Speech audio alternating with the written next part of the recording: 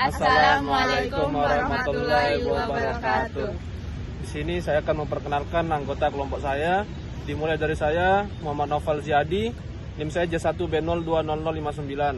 Saya Igusti Ayubia Ade Sujena, NIM J1B020035. Saya Hairul Rosida, NIM J1B020047.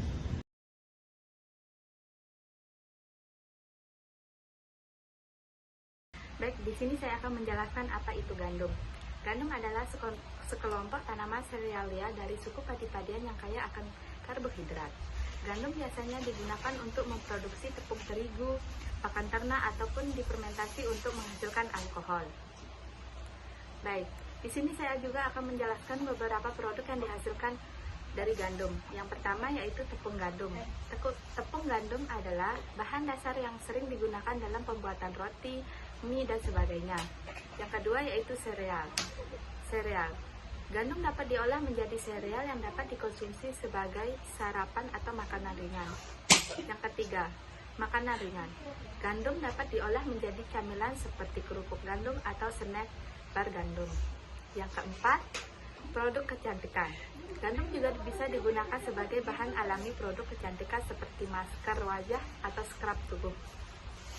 Yang kelima yaitu pakan ternak. Gandum juga digunakan sebagai bahan dasar pakan ternak. Yang keenam, biofuel. Gandum dapat digunakan sebagai bahan baku dalam pembuatan produksi biofuel. Nah, di sini juga saya akan menjelaskan bagian-bagian gandum yang dapat dimanfaatkan. Yang pertama yaitu biji gandum.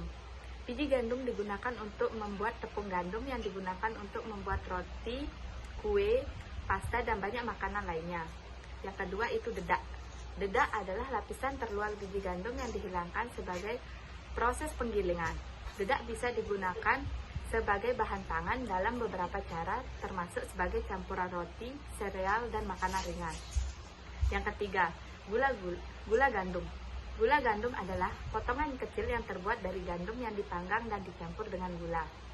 Yang keempat yaitu daun gandum. Daun gandum digunakan dalam beberapa masakan tradisional dan modern, termasuk sebagai bahan dalam teh dan salad. Yang kelima yaitu air gandum. Air gandum adalah air yang diperoleh dari merendam biji gandum dalam air. Baik, di sini saya akan menjelaskan dari proses pembuatan roti gandum. Yang pertama itu adalah pembersihan biji gandum, di mana biji gandum yang telah dipanen dan dipisahkan dari sekamnya kemudian dibersihkan hingga bersih menggunakan mesin pembersih biji-bijian yang dilanjutkan dengan proses setelahnya. Yang kedua yaitu adalah penggilingan gandum, di mana biji gandum yang telah dibersihkan kemudian digiling menjadi tepung menggunakan mesin penggilingan gandum. Tepung gandum ini memiliki kandungan gluten yang tinggi sehingga ideal untuk membuat roti. Mesin ini digunakan untuk menggiling biji-bijian gandum menjadi tepung gandum yang utuh. Yang ketiga adalah pencampuran adonan, di mana tepung gandum dicampur dengan bahan-bahan ragi seperti garam, gula, air, dan membuat adonan roti. Ragi mengandung ragi hidup yang akan memakan gula dan menghasilkan gas karbon dioksida atau CO2 yang akan membuat adonan mengembang. Yang keempat adalah fermentasi. Dalam proses fermentasi ini, adonan dibiarkan untuk berfermentasi selama beberapa jam, tergantung pada jenis roti yang dibuat. Selama fermentasi, ragi akan menghasilkan gas CO2 yang membuat adonan mengembang dan berongga. Proses yang kelima adalah pembentukan adonan.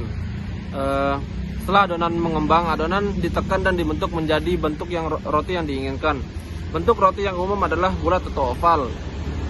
Mesin ini digunakan untuk membentuk adonan roti menjadi bentuk yang diinginkan, seperti bulat atau persegi panjang. Mesin ini juga dapat memotong adonan menjadi ukuran yang sesuai dengan produk roti yang akan dibuat. Proses yang keenam adalah pengukusan. Roti dibiarkan mengembang selama beberapa jam hingga menjadi 2 kali lipat ukuran aslinya. Selama proses ini, ragi masih terus memproduksi gas CO2 yang membuat roti semakin mengembang. Mesin pengukus digunakan untuk mengukus roti sebelum dipanggang. Mesin ini dapat mempercepat proses pengukusan dan menghasilkan roti yang lembut dan empuk. Proses yang ke-7 adalah proses pemanggangan. Roti dibiarkan mengembang selama beberapa jam hingga menjadi 2 kali lipat ukuran aslinya. Selama proses ini, ragi masih terus memproduksi gas CO2 yang membuat roti semakin mengembang. Mesin pemanggang roti digunakan untuk memanggang roti pada suhu yang tepat dan waktu yang sesuai. Mesin ini biasanya memiliki banyak rak pemanggang yang dapat memanggang banyak roti sekaligus. Yang terakhir adalah proses pengemasan. Setelah melalui banyak proses, kemudian roti dikeluarkan dari mesin pemanggang dan didinginkan sebelum dipotong dan disajikan. Saat didinginkan, roti akan menjadi lebih kering dan empuk. Mesin pengemas digunakan untuk mengemas roti dalam kemasan yang sesuai dengan jumlah yang ditentukan. Mesin pengemas dapat menghemat waktu dan tenaga manusia dalam proses pengemasan roti. Kemudian proses yang terakhir dilalui adalah proses pengemasan sebelum roti tersebut dipasarkan ke market-market. Produksi roti gandum utuh. Dalam produksi roti gandum utuh, penggunaan mesin-mesin khusus ini dapat meningkatkan efisiensi dan konsistensi produksi serta menghasilkan roti dengan kualitas yang baik dan seragam. Baik, cuman ini pemaparan dari kelompok kami. Kurang dan lebihnya mohon dimaafkan. Wabillahi taufiq wal hidayah. Wassalamualaikum warahmatullahi wabarakatuh.